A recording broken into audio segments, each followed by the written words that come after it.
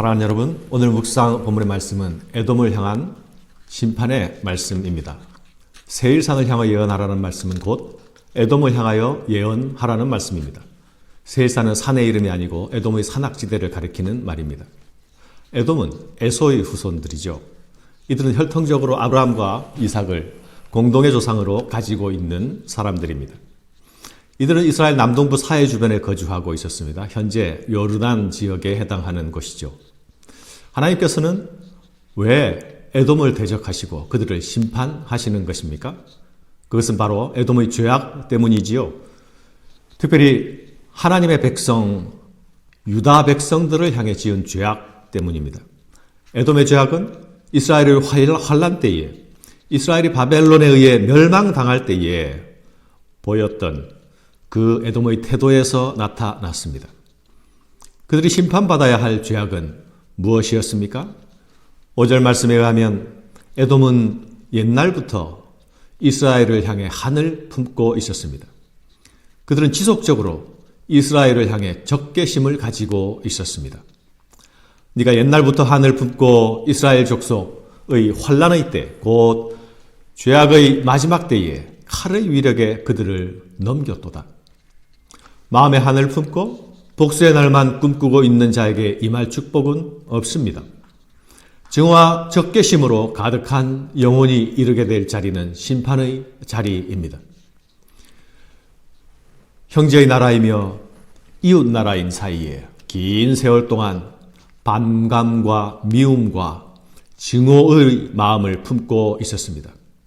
이 갈등은 사실 리브가의 뱃속에서부터 시작되었던 갈등이기도 합니다.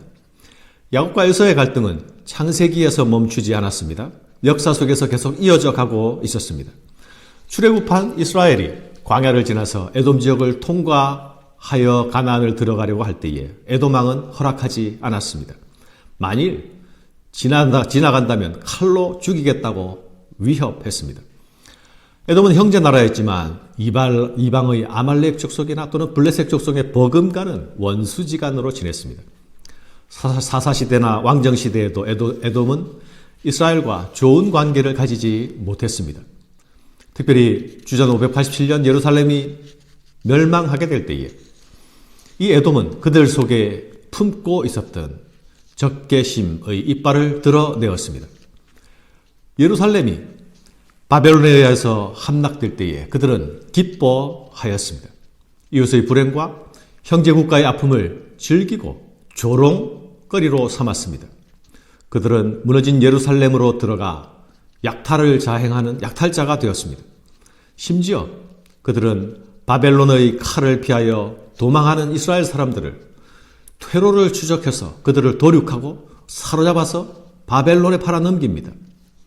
마치 굶주린 하이에나처럼 저항할 수 없는 생명들을 향해서 유혈 잔치를 벌입니다. 하나님께서는 이 피해 잔치를 즐긴 그들을 향해 피의 복수자가 되겠다 말씀하십니다. 네가 피를 미워하지 아니하였은즉 피가 너를 따르리라. 하나님의 백성을 향해 증오를 실현한 에돔에 대한 형벌은 피의 보응입니다.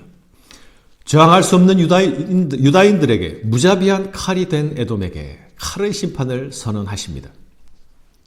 하나님은 이 심판을 통하여 자신을 나타내십니다. 내가 여호와인 줄 너희가 알리라. 사랑하는 여러분, 에돔이 유다를 향해 가진 적개심 외에 그들이 심판받아야 할 또 다른 이유가 있습니다. 그것은 이스라엘을 자신의 소유로 삼으려고 하는 욕심이었습니다. 그들은 땅에 대한 욕심을 가지고 있었습니다. 10절에 이렇게 말씀하고 있죠. 네가 말하기를 이 두 민족과 두 땅은 다 내 것이며 내 기업이 되리라 하였도다.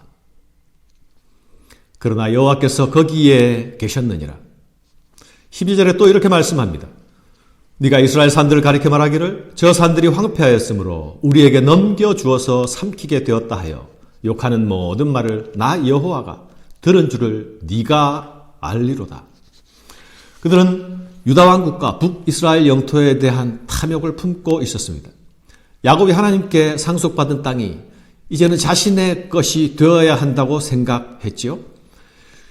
유다 왕국이 무너지게 되자 이제 그 욕심을 드러내고 있습니다. 정치적 혼란기에 힘의 공백이 생기자 그들은 자신들의 거주지를 유다 산지 남쪽으로 점점 확장해 가기 시작했습니다. 그러나 유다의 변경을 잠식해 가는 것으로 그들은 성이 차지 않았습니다.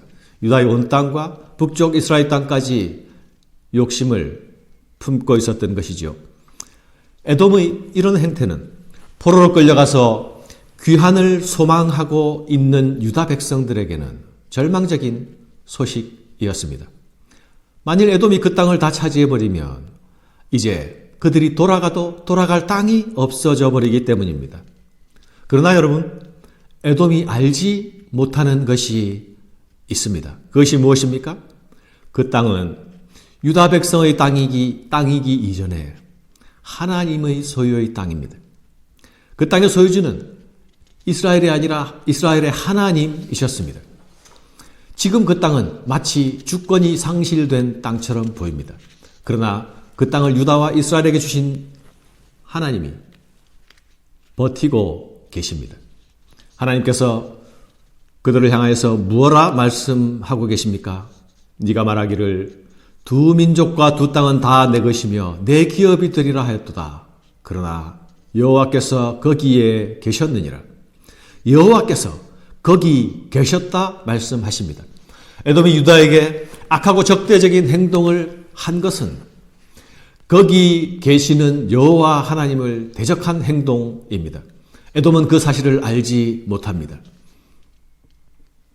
에돔은 또한 하나님께서 자신들의 말도 다 들으신다는 사실을 알지 못했습니다. 너희가 나를 대적하여 입으로 자랑하면 나를 대적하여 여러 가지로 말하는 것을 내가 들었노라. 다윗 왕조는 몰락하고 유다는 망하였지만 하나님마저 그것을 떠나시지는 않았습니다. 망한 자들은 시간이 되면 하나님께서 돌이키실 것입니다. 하나님이 주시는 회복의 때가 되면 그들은 다시 하나님 주신 땅으로 돌아올 것입니다. 에돔의 눈에는 지금 유다 백성들이 아주 망한 것 같지만 유다는 지금 잠시 매를 맞는 중입니다. 황폐한 땅으로 무주공산으로 보이는 그 땅은 지금 여호와께서 지키고 계십니다. 하나님을 대적하는 에돔의 입을 여호와께서 듣고 계십니다. 유다를 조롱하고 욕하는 말을 하나님은 자신을 대적하는 말로 들으셨습니다. 유다에게 행한 악한 행동을 하나님은 자신에게 대적하는 것으로 여기셨습니다. 이런 이유가 에돔이 하나님의 심판을 받아야 할 이유입니다. 하나님은 에돔을 심판하심으로써 내가 여호와인 줄 너희가 알리라 하십니다. 이 하나님은 나 여호와가 거기 있었느니라 말씀하시는 하나님입니다. 이 하나님이 바로 여호와 삼마의 하나님입니다. 택하신 자기 백성을 떠나지 아니하시는 하나님이십니다. 자기 백성들을 해치는 악행을 보고 들으시는 하나님입니다.